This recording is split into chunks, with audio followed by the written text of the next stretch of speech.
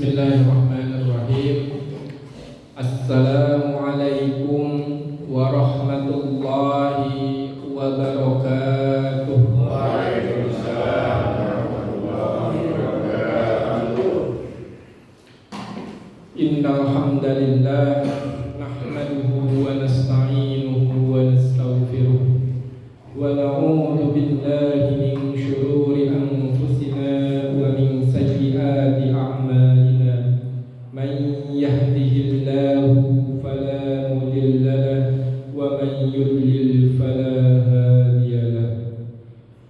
Allahumma salli wa sallim wa barik ala sayyidina Muhammadin sallallahu alaihi wasallam wa ala alihi wa ashabihi ajma'in. Amma ba'du. Al-mukarramun wal muhtaramun, para asatidz, tokoh dan jamaah sekalian, wabil khusus Ketua DKM Musholla Al-Huda. Alhamdulillah, segala puji milik Allah Subhanahu wa ta'ala yang selalu memberikan kita berbagai macam nikmat yang gak bisa kita hitung. Wa in ta'uddu nikmatallah la tuhsuha.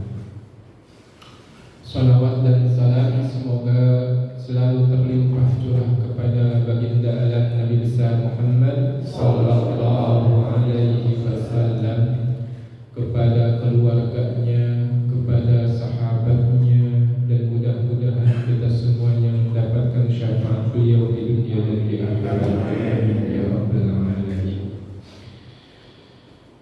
Bapak yang dirahmati oleh Allah Subhanahu wa ta'ala, qabla nabda hayya nusalli ala nabi.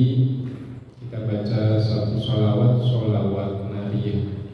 Allahumma salli salatan kamilatan wa sallim salaman tamman ala sayyidina Muhammadin alladhi tanhallu bihi al-uqad wa tanfariju bihi al-qurab wa tuqda bihi al-hawaij wa tunalu bihi al-raghaib wa husnul khawatim wa yastasqil ghamamu biwajhihil karim wa ala alihi wa sahbihi fi kulli lamhatin wa nafasin fi adadi kulli mahdumin. Alhamdulillah, kita bertemu lagi pada Sabtu yang penuh berkah ini. Bagaimana nggak berkah, kita mulai bangun, kemudian jalan ke masjid, itu setiap langkahnya dihapus kesalahan satu kali, diangkat 10 kali derajatnya, dan dikasih 10 kebaikan. Itu satu langkah. Kemudian sholat subuh berjamaah, kemudian habis itu kita ngaji tabarok. Tabarok ini kalau bisa hafal ya Pak, hafal. Kita udah bahas kemarin faidahnya. Kemudian kita sholawat, tahlil, tahmid. Kemudian kita bersedekah dengan sholawat tersebut, dengan tahlil tersebut kepada ahli kubur, khususnya ibu bapak kita, kakek kita. Ketika bilang abaina, dalam hati kita omongin ya, orang tua kita atau saudara-saudara kita yang ingin kita kirim ya, yang ingin kita kirim pahala dari apa yang kita baca. Kemudian alhamdulillah, kemarin kita sudah bahas tentang niat. Innamal a'malu binniyat wa innamal likulli imri'in ma nawa. Faman kanat hijratuhu ila Allahi wa rasulihi hijratuhu ila Allahi wa rasulihi. Faman kanat hijratuhu lidunya yusibuha aw imra'atin yankihuha fa hijratuhu ila ma hajara ilaihi. Kata Imam Ibnu Mubarak, kam min amalin sabirin tukabbiru dunia. Berapa banyak amal yang kecil pakai niat yang besar jadi amal yang besar. Sebaiknya kam min amalin kabirin, kelihatannya amal tersebut besar banget, tapi karena niatnya jelek, karena niatnya kecil, jadi amalan yang kecil. Makanya tergantung mana niatnya. Segala sesuatu mulai dari kita berangkat dari rumah sampai ke sini itu semuanya diganjar, dikasih pahala sesuai dengan niat. Makanya dalam segala kitab biasanya innamal a'malu binniyat ini selalu jadi hadis pertama. Bahkan menurut para ulama ini dikatakan sepertiga dari rukun atau usuluddin. Pokok-pokok agama itu hadis ini. Hadis innamal a'malu binniyat. Ada sebuah hadis atau ada sebuah riwayat. Nanti kata saking pentingnya niat itu. Ketika di yaumil akhir itu seseorang dibangkitkan. Inna awwalan nas yuqda yaumal qiyamah alaihi rajulun ustushhida fa utiya bihi fa'rafahu ni'amahu.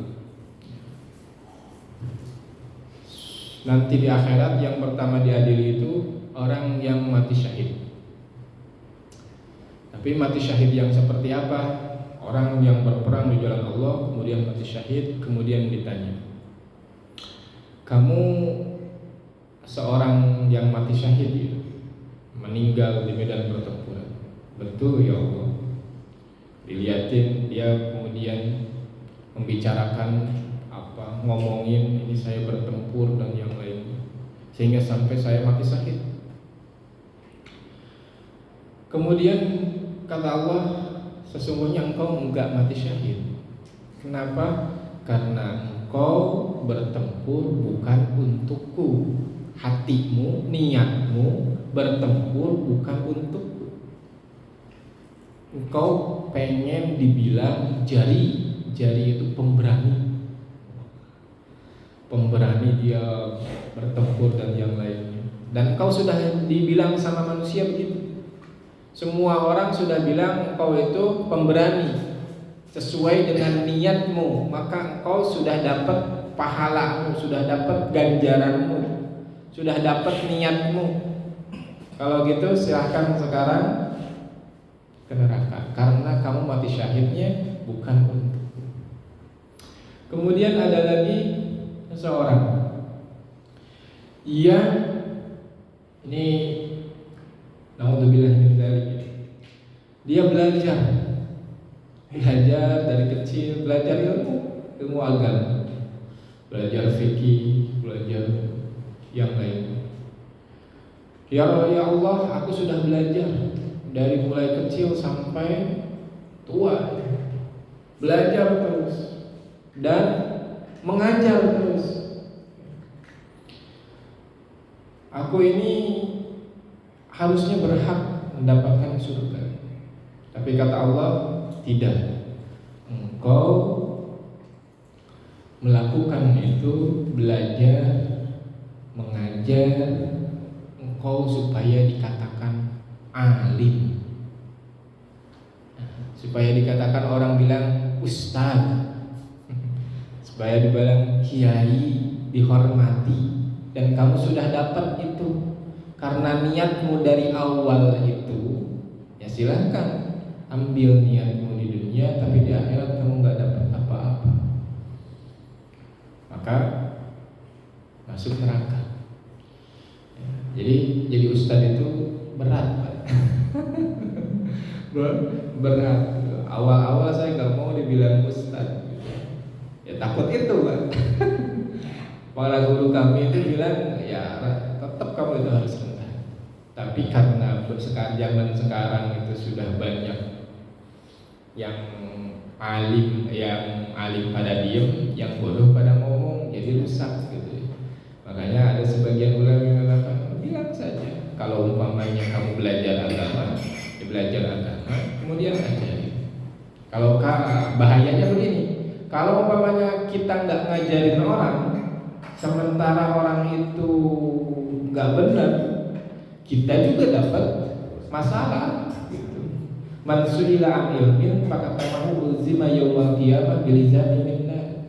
Barang siapa yang ditanya tentang ilmu, khususnya ilmu agama, kemudian dia pura-pura atau menyembunyikan ilmu agama tersebut, maka dia akan dikasih kalung di neraka, sama-sama neraka gitu. ngajarin, takut dibilang alim. Takut dibilang alim juga ria, Pak. Sama ria. Kemarin sudah kita bahas tentang hal itu. Jadi bagaimana? Ya pokoknya apapun yang kita lakukan, mengajar, apapun itu ya harus ikhlas niatnya untuk ta'lim. Makanya saya selalu bilang ketika ta'lim itu baik yang ngajar maupun yang mengajar itu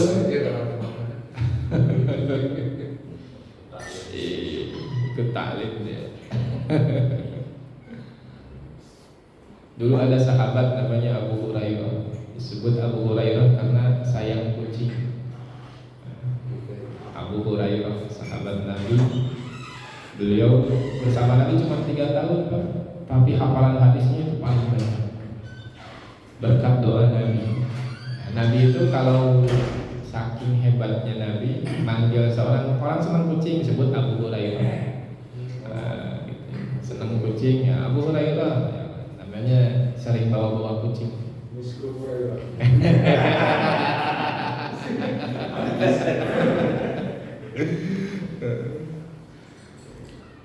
Nah, itulah alim. Man ta'allama al-ilma liyumari bihi sufaha.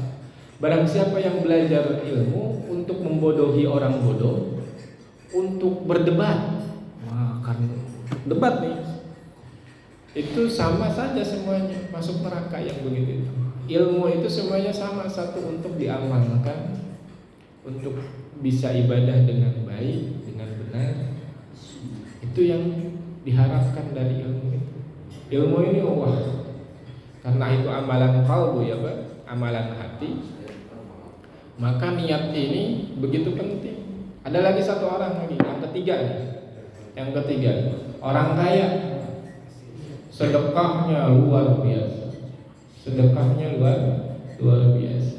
Tapi kata Allah, kau sedekah bukan niat buat itu, supaya dibilang dermawan. Ya, supaya dibilang dermawan. Maka kamu nggak berhak surga. Kalau nggak ke surga kemana? Ke neraka. Itu saking pentingnya niat. Makanya apa-apa itu amal qalbu dulu. Amal qalbu. Orang yang syahid, orang yang alim, orang yang rajin ibadah sekalipun, kalau niatnya bukan karena Allah, ya itu karena Allah itu gak mau disyirikin, gak mau dia itu untuk orang lain gitu. Maha pencemburu Allah itu. Kalau nggak buat saya saja, sudah silakan. Kecuali kita umpamanya kemarin sudah dijelaskan.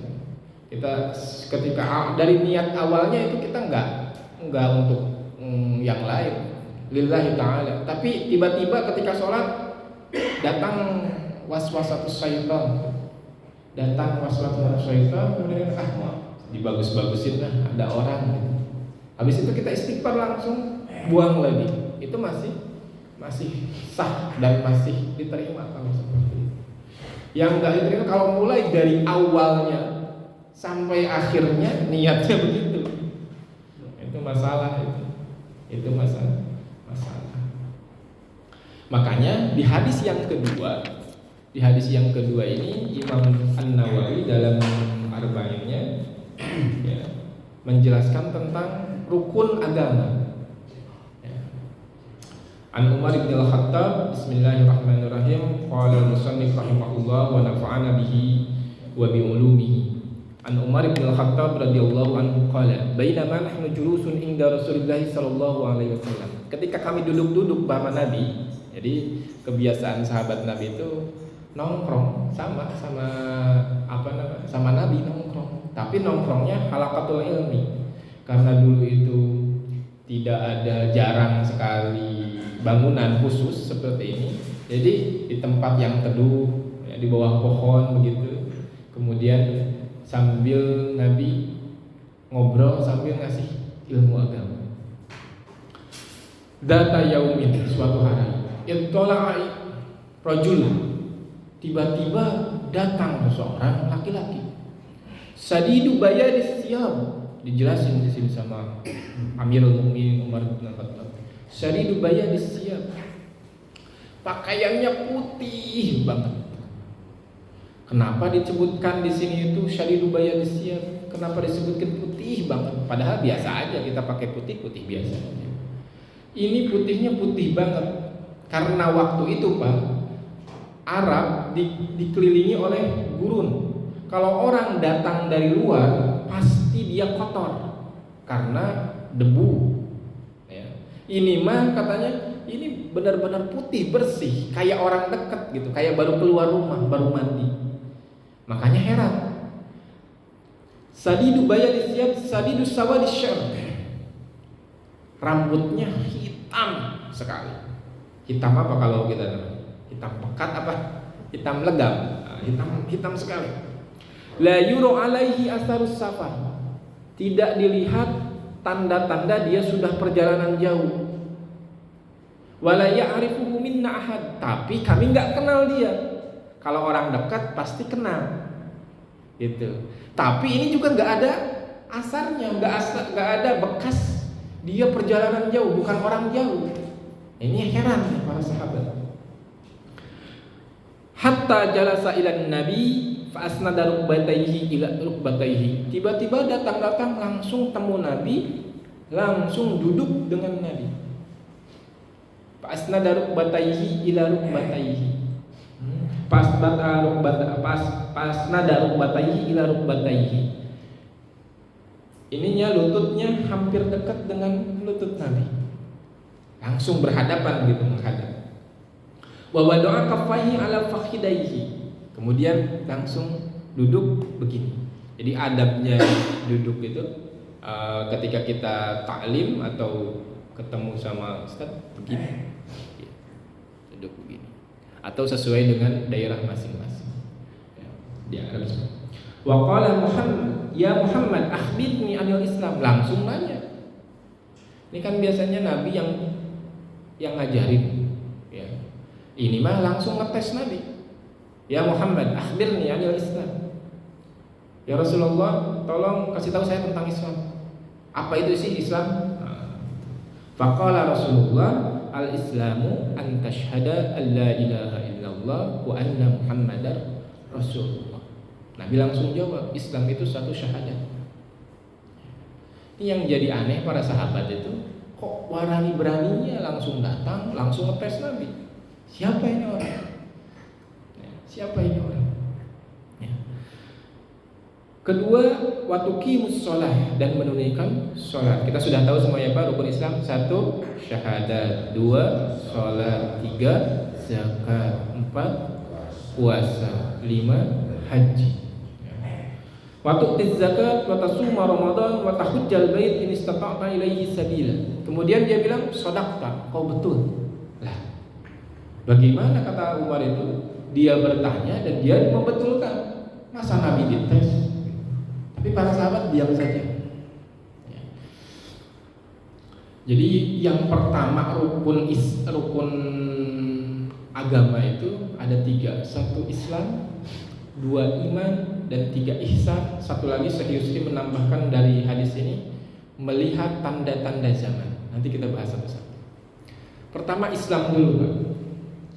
Islam ini Nabi menafsirkan dalam hadis ini, Islam itu pokok-pokoknya ada 5. 1, syahadat.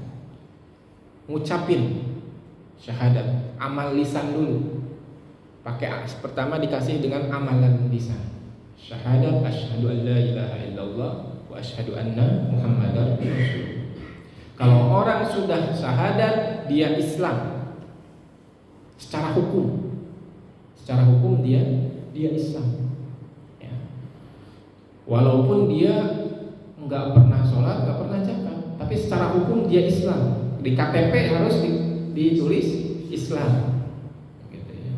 Jadi kalau dia miskin, dia fakir, umpamanya dia kebagian zakat karena dia Muslim, ya, Muslim hukuman. Ya. Jadi pokoknya yang penting Islam. Makanya nggak salah kalau di kita namanya Islam KTP ya. Yang penting syahadat aja udah dia Islam.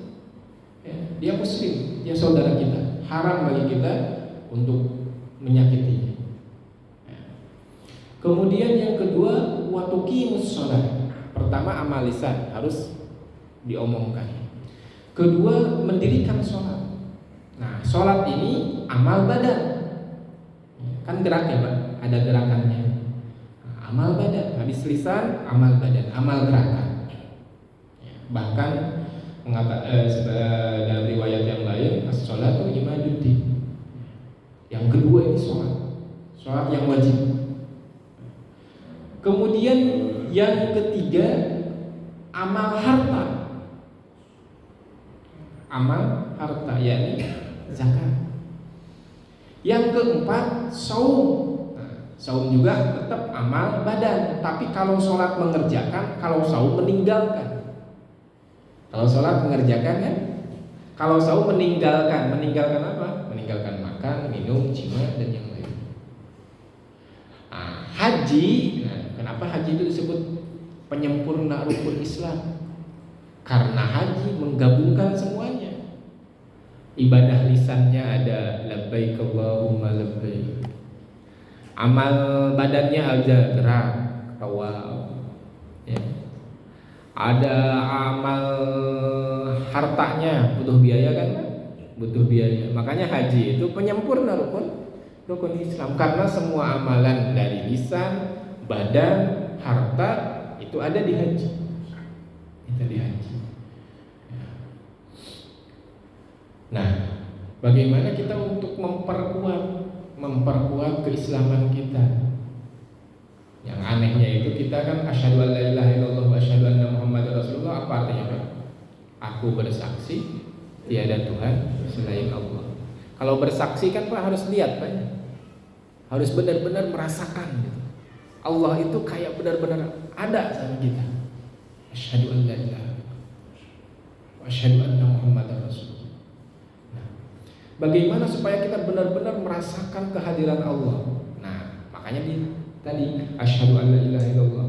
Perbanyak supaya kuat rukun Islam yang pertama kita, syahadat kita, iman kita, supaya kita kuat, banyakin la ilaha illallah. Jadidu imanakum. Perbaiki, perbaharui, upgrade iman kamu dengan banyak la ilaha illallah. Tentu bukan hanya la ilaha illallahnya saja, tapi dimaknai tidak ada Tuhan yang ngasih rezeki sama aku illallah kecuali Allah. Tidak ada Tuhan yang bisa mewujudkan semua keinginan dan doaku kecuali Allah. Jadi ketika la ilaha illallah, makanya sebagian orang sampai begini-begini Pak, itu menikmati Pak, bukannya ngantuk. Bukan gini, bukan. La ilaha illallah kadang la ilaha, menikmati bahwa dalam hatinya itu ininya yang ngucap, gitu. Ininya ngucap, dalam hatinya tidak ada Tuhan yang bisa nyembuhin aku kecuali Allah. Tidak ada Tuhan yang rezekiin aku kecuali Allah. Tidak ada Tuhan yang bisa menyelamatkan aku di dunia dan di akhirat kecuali Allah. Gitu. Dalam hati itu begitu. Makanya boleh merem. Ya. Boleh merem. Saking khusyuknya gitu. Saking khusyuk. Makanya ulama ada yang ditanya, boleh nggak zikir sambil begini-begini? Nah, ulama tersebut tidak jawab apa-apa. Dia cuma ambil teh, gitu ya, gini. Saking enaknya, geleng-geleng gitu. Nah, zikir pun saking nikmatnya, geleng-geleng berarti boleh. Dia nggak jawab apa-apa, cuman gitu aja, geleng-geleng. Sinanya yang nanya udah ketahuan, wah ini berarti boleh. Jawabnya pakai hal, pakai perbuatan. Saking nikmatnya ya boleh, saking nikmatnya. Kita Pak saking bahagianya nggak kerasa teriak. Indonesia 1 gol, wah teriak gitu. Itu nggak kerasa kan, spontan begitu. Spontan. Nah, itu maka perbanyaklah zikir la ilaha illallah, mengingat Allah. Bagi la ilaha illallah itu paling tinggi. La ilaha illallah derajat paling tinggi, zikir la ilaha illallah. Kemudian baca Quran. Kemudian yang kedua, bagian kedua, wa anna Muhammadar Rasulullah. Nah, Muhammadar Rasulullah ini sholawat perbanyakin. Jadi untuk memperkuat iman kita, syahadat kita sama Allah, Satu, zikir sama Allah, zikir banyak. Ada la ilaha illallah, ada istighfar, astagfirullahaladzim, subhanallah wa bihamdihi, ada takbir Allahu akbar. Nah, usahain semua yang la ilaha illallah, subhanallah wa bihamdihi, astagfirullah itu dilakuin semuanya. Makanya dalam sholat ada zikir setelah sholat. Isinya itu semuanya kan. Tasbih, tahmid, la ilaha illallah, itu supaya itu ya. Minimal kata Nabi 33. Subhanallah, subhanallah, alhamdulillah, alhamdulillah, Allahu akbar, Allahu akbar. 33, 100. Terakhir la ilaha illallah. 21. Kalau enggak 21, 40. Kalau udah 40, 100. Gitu. Nah, itu untuk apa? Untuk memperkuat asyhadu an la ilaha illallah. Kemudian jangan lupa juga sholawat. Sholawat itu untuk memperkuat apa? Hubungan kita sama Nabi. Allahumma sholli ala sayyidina Muhammad sallallahu alaihi wasallam. Kalau ada di majelis seperti ini kita enggak sholawat, lupa sholawat, maka masjid itu tidak berkah atau kumpulan itu tidak berkah. Itu untuk memperkuat, perbanyak salah satunya. Jadi minimal 100 kata Nabi. Tiap hari 100. Istighfar, saya itu beristighfar setiap hari 100. Kemudian subhanallah wa bihamdihi, tasbih minimal 100. Kenapa seperti itu? Ada hadisnya. Ya. Man qala subhanallah wa bihamdihi fi kulli yawmin mi'ah marrah ghafarallahu dzunubahu walau kana misla zabadil bahr. Barang siapa yang zikir subhanallah wa bihamdihi 100 kali, maka Allah ampunkan dosanya walaupun dosanya sebanyak buih di lautan. Di subhanallah wa bihamdihi, kemudian la haula wala quwwata illa billahil aliyyil azim. Ya. Jadi istighfar subhanallah wa bihamdihi la haula wala quwwata illa billahil aliyyil azim minimal 100. Wah, susah ini. Yang mulainya dari 10 dulu. Mulai dari 10.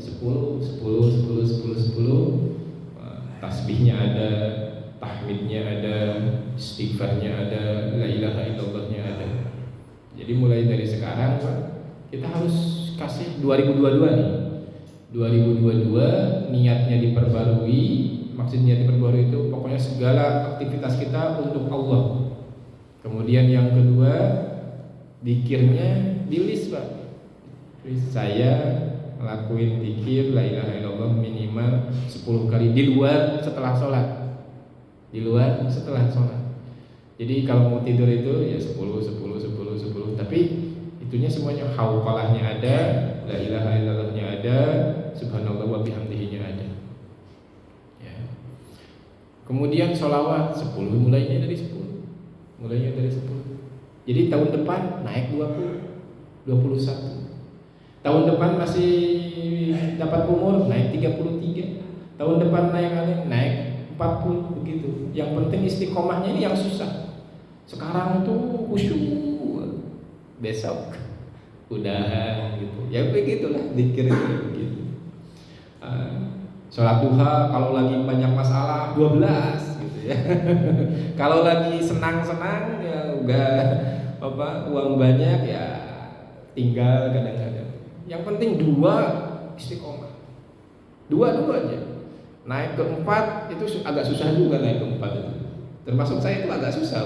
Dari dulu istiqomah 2 aja gitu ya. Udah alhamdulillah 2 juga gitu. Jadi begitu, Pak. Jadi kalau umpamanya kita mau memperkuat asyhadu an la ilaha illallahnya sampai kita masuk ke derajat syahadat, benar-benar menyaksikan kebesaran keagungan Allah dan syafaat Nabi, ya perkuatlah zikirnya. Yang tadi saya sebutkan, perkuat juga sholawat. Ya. Supaya kita naik tingkat. Ya, buat mudah-mudahan ngaji selesai ngaji dari sini nambah amalan kita. Tahun 2022 bukan hanya nambah umur kita, nambah amalan kita. Kalau sholat masih susah, kalau zikir mah paling gampang, Pak. Paling gampang. Bapak naik motor dari sini, kalau saya begini, Pak, tekniknya. Umpamanya saya dari sini nih ke depan BSI istighfar, astagfirullah. Selama dalam motor. Nanti pertigaan Pengasinan dari depan BSI ke Pengasinan itu saya la haula kan jadi nggak dihitung gitu. Kan repot di motor ngitung itu pakai tasbih, bahaya dan tidak disarankan gitu. Nah, caranya begitu. Kalau bapak nyetir mobil dari sini sampai sana, oh la haula. Makanya kalau kerja kantor itu zikir saya terjaga. Tapi kalau nggak kantor kalian lupa begitu. Kalau kantor sudah dibiasain. Kalau dari Pengasinan karena ke Ciputat, dari Pengasinan ke McD itu zikirnya beda lagi. Gitu. Kalau saya kadang-kadang dari sini sampai pokoknya 3 surat itu, Yasin, Al-Mulk, sama Al-Waqiah. Itu sampai sana masih nyisa waktunya sampai Ciputat itu karena setengah jam lebih 40 menit. Masih bisa banyak, kisahnya pakai salawat. Jadi begitu caranya supaya teratur. Kalau bapak mamanya ke kantor tiap hari, udah itu saja, diucapin aja. Nanti juga lama-lama sambil tapi la ilaha illallahnya nggak usah sambil merem kalau di motor. Biasa aja la ilaha illallah. Amalnya di sini aja dulu. Nanti juga masuk lama-lama masuk ke sini. Gitu. Jadi selama perjalanan itu nggak sia-sia. Ya. Kan kadang hati kita itu nggak pernah diam, Pak. Coba Bapak jalan dari sini ke kantor. Itu selama di perjalanan capek. Kenapa capek? Karena tiap lihat kita ngomong. Lihat orang, kok lambat banget sih, gitu kan? Pasti ngomong terus. Lihat spanduk, apa itu? Lihat orang, banyak yang dilihat. Pasti hati kita komentar pasti. Nah, sekarang ganti pakai dikir. Ya. Caranya begitu. Tiap pertigaan saya ganti dikir supaya semuanya dapat gitu. Kan kadang-kadang manusia itu bosan juga, la ilaha illallah terus gitu ya. Tambah yang lain juga subhanallah. Jadi mulai sekarang begitu Pak, dibiasain ya, tekniknya saya seperti itu. Baik Bapak, mungkin ada yang mau ditanyakan. Kalau tidak saya tambah 5 menit lagi. Baik. Jadi yang pertama hadis niat, yang kedua langsung rukun agama. Rukun agama yang pertama Islam. Dalam satu riwayat yang lain, ya Rasulullah, dullani ala amalin idza amiltuhu dakhaltul jannah. Seorang Arab Badui itu orang pedalaman yang nggak ngerti apa-apa, yang nggak ngerti sopan santun dan yang lainnya, datang langsung ke Nabi. Tapi Nabi tetap menerima. Ya Rasulullah langsung. Ya Rasulullah, tolong dong kasih tahu saya kalau umpamanya saya yang praktis aja deh. Tolong kasih saya amal yang kalau saya lakukan itu saya dijamin masuk surga. Arab Badui, yang praktis aja deh. Jangan macem-macem lah. Pokoknya yang praktis. Kata Nabi, pertama kamu harus syahadat la ilaha illallah dan tidak menyekutukan Allah. 1. Akidahmu harus benar, tidak menyekutukan Allah dengan yang lain. Kemudian apa lagi ya Rasulullah? Al-qiyam bi as-salawat al-mafruḍah. Kedua, tuqimus salawat al-mafruḍah. Tunaikan sholat yang fardu. Yang 5, jangan sampai ketinggal. Kemudian apa lagi ya Rasulullah? Jika kamu di hartamu ada zakat, wajib zakat, tunaikan zakat yang wajib. Kalau nanti ketemu bulan Ramadan, kamu saum 1 bulan. Kata orang tersebut, masih ada lagi, sudah cukup bagimu. Wallahi ya Rasulullah, saya akan melakukan itu dan saya tidak akan menguranginya. Ya, tidak nambah, saya nggak bakalan tambahin, nggak bakalan kurangin. Pokoknya segitu sesuai dengan amanat engkau, sesuai dengan petunjuk engkau ya Rasulullah. Kata Nabi, barang siapa yang ingin melihat ahli surga, maka lihatlah sama orang ini. Karena dia berjanji akan melakukan 4 hal yang tadi, rukun Islam ini. Syahadat, sholat, zakat, shaum. 4 saja. jauh. 4 saja tapi konsisten, dan dia memang tidak melakukan kabair, tidak melakukan dosa besar. Itu saja, 4 saja pasti masuk surga, dijamin masuk surga. Ya. Terus kenapa kalau gitu ya Ustaz, sekarang kita kok banyak sekali amalan-amalan sunnah yang lainnya yang harus kita lakukan? Karena masalahnya kita banyak dosa. Banyak dosanya. Mungkin saja amal fardu kita tidak cukup untuk mengimbangi dosa kita yang banyak. Dosa kita yang banyak. Ya, itu saja mungkin kita pada pertemuan kali ini. Mudah-mudahan ada manfaatnya. Insyaallah pada pertemuan berikutnya kita bahas tentang rukun iman, apa itu ihsan dan asyratus saah. Satu hadis saja sudah lama, Pak. Tapi mudah-mudahan ada manfaatnya begitu. Manfaatnya bukan hanya sekedar kita hadir di sini, tapi kita memang tiap ketemu ada hal baru yang diamalkan. Karena ilmu saja itu tidak cukup. Jarang orang, susah orang atau sebagian orang nggak mau tahu ilmu agama, nggak mau tahu pokoknya lah. Nanti aja pasti kubur aja ketemunya. Jarang orang ada yang mau tahu, tapi sedikit orang yang ngerti. Mau datang ke majelis taklim, tapi yang ngertinya sedikit, tidak semuanya. Ya alhamdulillah. Ada yang ngerti, sudah tahu, tapi sedikit juga yang ngamali. Ada yang ngamalin, lebih sedikit lagi orang yang ikhlas. Ada yang ikhlas tapi sedikit juga yang istiqomah. Nah ini istiqomahnya ini yang luar biasa.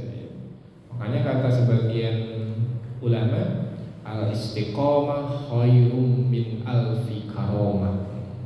Istiqomah itu lebih baik dari 1000 karomah. Karomah bisa apa, tapi lebih berat lagi istiqomah. Itu yang lebih beratnya. Alhamdulillah kita istiqomah 15 orang gitu. Istiqomah. Ya mudah-mudahan nanti rombongannya gitu. Jadi nanti itu Pak, di dalam Al-Qur'an disebutkan Ustaz. Jadi orang masuk neraka itu rombongan. Orang masuk surga juga rombongan. Ya. Dan mudah-mudahan kita pakai kendaraan majelis ini, masjid Al-Huda, pakai rombongan. Yang nyetir siapa nanti, yang ngerem siapa gitu ya. Yang ngerem tukang ayo itu keren gitu Pak.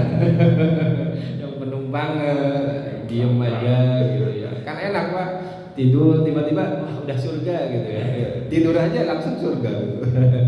Ya mudah-mudahan itu adalah majelis ilmu, masya Allah, majelis ilmu, majelis dzikir, majelis to'am, wah berkah insyaallah. Wabillahi taufiq wal hidayah. Assalamualaikum warahmatullahi wabarakatuh.